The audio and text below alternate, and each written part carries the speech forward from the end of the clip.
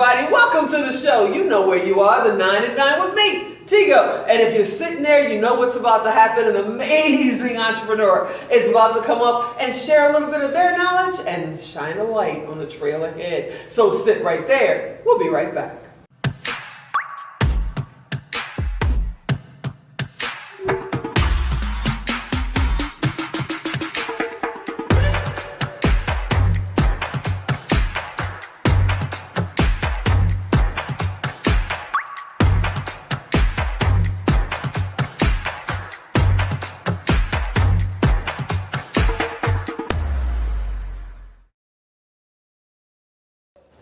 Boys,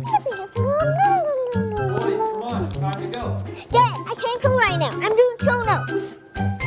Hey, Don, welcome back to the set. You're amazing. Thank you so much. I cannot explain and even sure how excited I am to be with you. You know, I had the privilege of meeting you last year, right around the time the knighting was happening then. And I came up to you because you were just dapper. When you guys clean up, woo, I said, look at him. He is clean as I don't know what.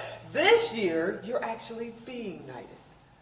What does that feel like? You know, what an honor that is. It's almost indescribable to articulate and give it proper honor, but it is the most moving, humbling experience I think a human could experience, to acknowledge that getting knighted for the work that you've dedicated your life to help people.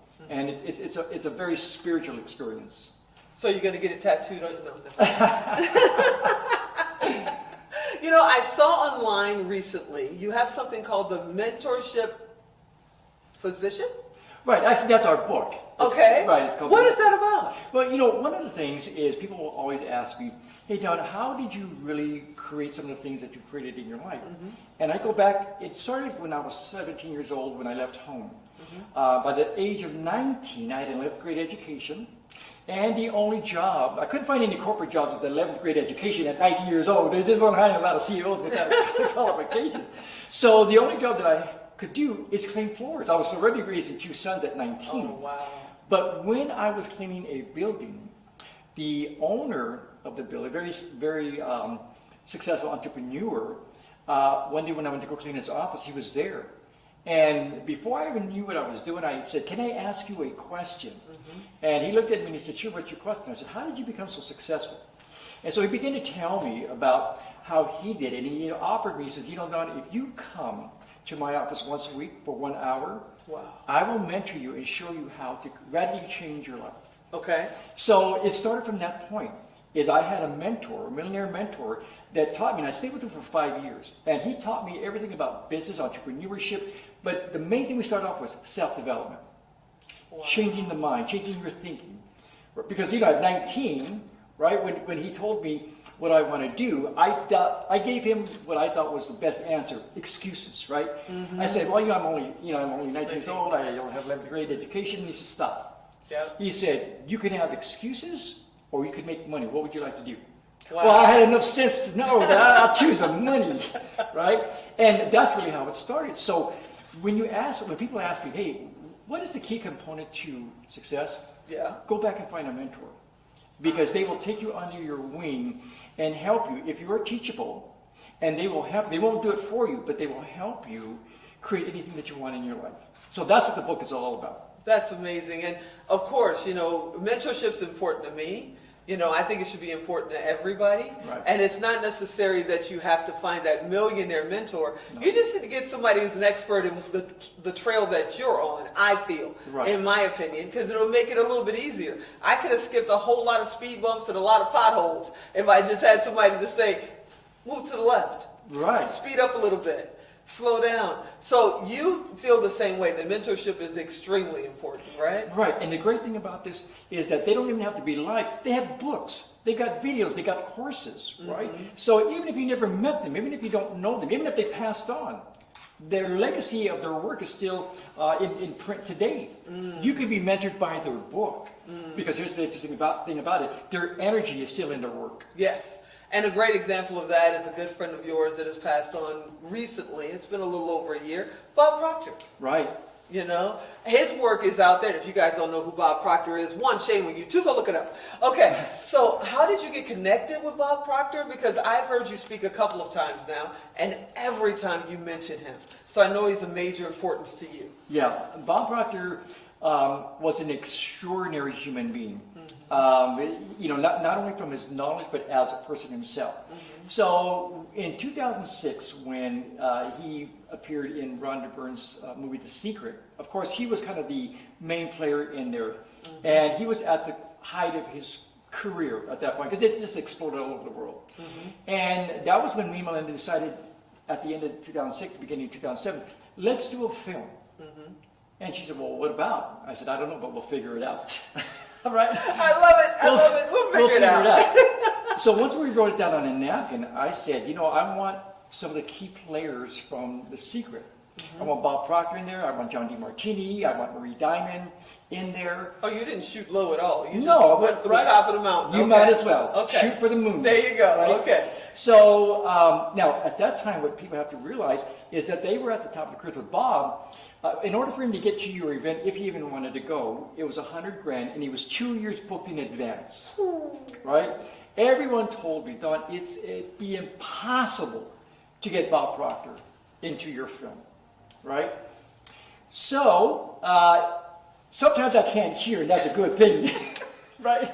I love it. So anyway, I contacted his office, and I talked to Gina Hayden, which was his executive person that worked with him, and I said, I'm doing this film, and I'd like Bob to be in it. She says, well, let me talk to Bob about that. I'll get back to you, right? And about a day later, she called me. She said, I talked to Bob, and he said, he'll do it. Right? And I said, wow, this is amazing. And she says, where does he need to film it? I said, anywhere he wants. Wow. Yeah, right? Anywhere you want the camera, top of mountain, right. lower river, I'm there. Right, exactly. And you know what the interesting thing was? And he flew to us in Arizona. We shot his video there, or his segment there. And it was an amazing thing because when he walked into the building, you could feel his presence. You could feel his aurora. And when we were getting all set up with the mics and everything, he says, you know why I'm here, right? And I said, well, yeah, I think Gina Hayden asked you. He said, no. He said, I was across the world doing a seminar when Gina called me and just said this simple words, you're doing a film for Don Boyer and you need to fly over to where he's at in Arizona. He said it was the energy and the frequency and the vibration that made me say yes. Oh my goodness. That's really the secret behind things, is if you get your energy and your frequency right, miracles will happen, doors will open up, and seemingly the impossible becomes possible now. See, now this is why I need both of you to just hang out with me all day, all the time. I'm going to get hate mail because I got to cut off the interview. I'm going to get them back. Don't worry. But before you go, you and Melinda have an amazing mastermind that I happened to miss yesterday. We won't talk about it. But what made you decide to start it? Can other people join it? Can you just give me a little bit about your mastermind? Yeah, absolutely. Okay. So it's based off of Andrew Carnegie. And you know, Andrew Carnegie really taught Napoleon Hill about the mastermind group. And if you go back and study, one of the key factors that from the time immemorial that people have had that caused them to be successful and achieve things is they were always part of a mastermind group of some kind. And when I realized that, I said, you know, let's follow the principles of what at that time was the wealthiest man in the world, Andrew Carnegie, and his mastermind formula. Let's create that. Let's get great minds together, because a great mind is an awakened mind. Right? And we are byproducts of the people that we surround ourselves. Definitely. So 7 years ago, we decided, let's do a mastermind group. Let's invite professionals in every field to gather together, to collaborate. Let's get out of the world of competition.